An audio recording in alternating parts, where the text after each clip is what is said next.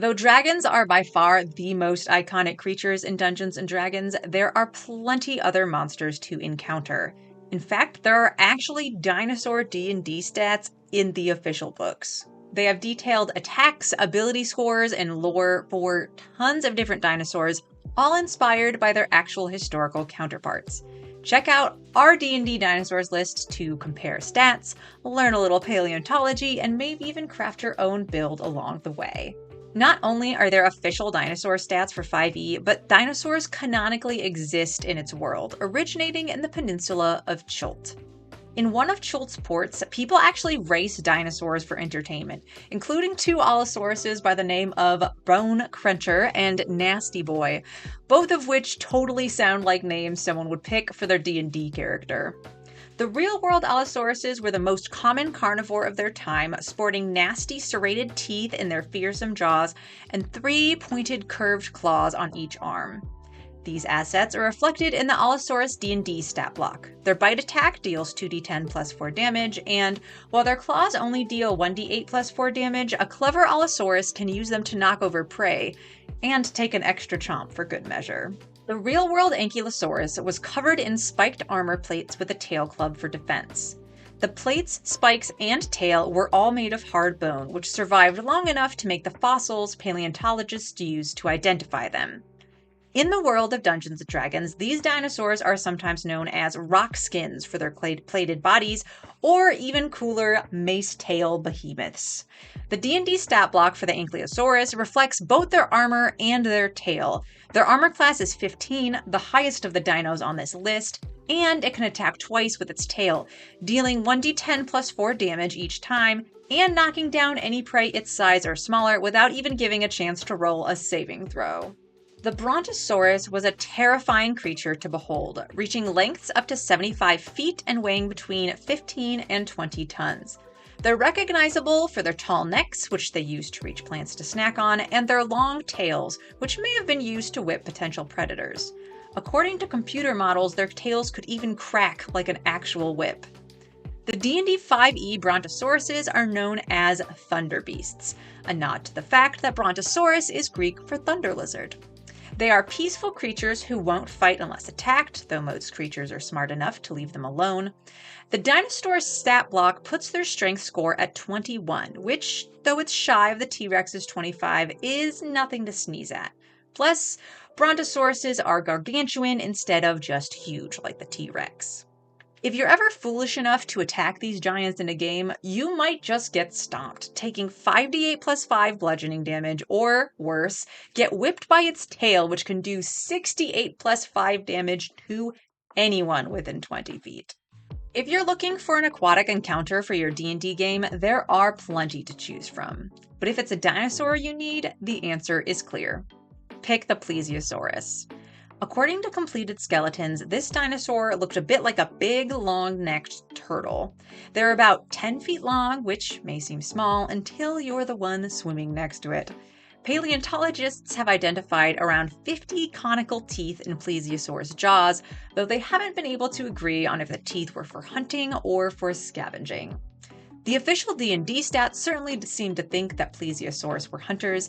Their bite deals 2d6 plus 4 piercing damage, and they're said to fight anybody in their way from their home in the Lake of Mists. Though sadly, dragons don't exist in real life, Pteranodons may have been the next closest thing. They too had wings, a wingspan around 20 feet, and used their strong legs to leap into flight from land or sea. Perhaps it's no surprise then that a Pteranodon is known as an air dragon in the world of D&D and are indeed used as mounts. To learn to ride one takes 6 weeks of hard training, but it's a worthy endeavor. Pteranodons can be flown into battle and even attack enemies with their beak. This dinosaur stat block gives them a bite attack dealing 1d8 plus 2 damage, the ability to fly away from enemies without provoking an opportunity attack, and a flying speed of 60 feet, twice the speed of most D&D characters on land. The Stegosaurus is quite possibly the most recognizable dinosaur on this list. That's primarily due to the diamond-shaped spikes down their spines and tails. Paleontologists have come up with many theories as to the purpose of these spikes, but the current conclusion is that the plates on their backs were for keeping a consistent temperature and looking scary, and that the spikes on their tails were used to fight back against predators. Their plant-eating teeth and padded toes weren't so great for combat.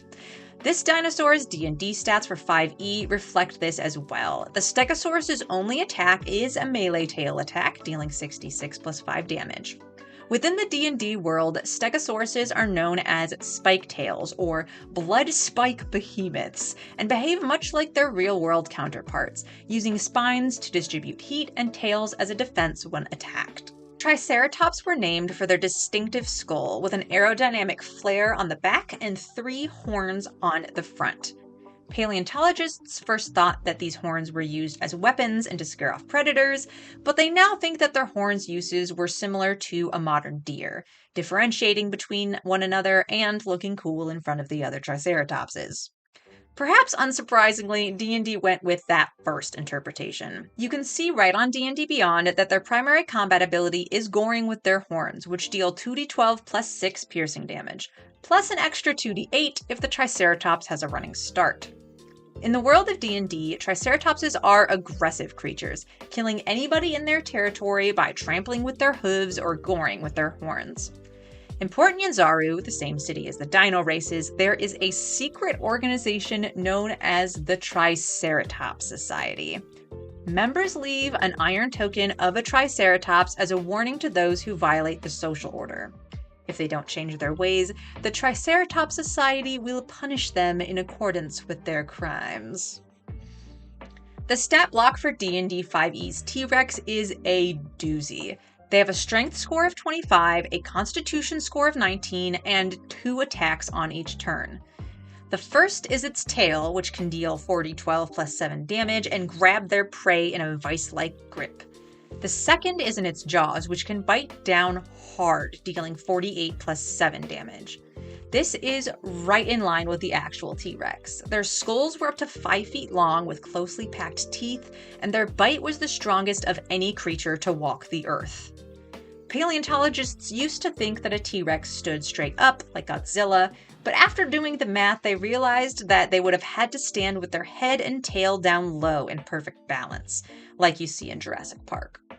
But no matter how it stands, a T-Rex is a phenomenal predator with great vision, size, and ferocity. The designers of D&D couldn't help themselves. They had to add magic to the mix. So they created a T-Rex monster lord who can see invisibility, teleport, and breathe a swarm of wasps. Unlike in the Jurassic Park movies, real Velociraptors were only about 5 to 7 feet long, and they very likely hunted alone. That's because Michael Crichton, the author of Jurassic Park, actually based them on the Deinonychus, a larger dinosaur that probably hunted in packs but doesn't have nearly as cool of a name.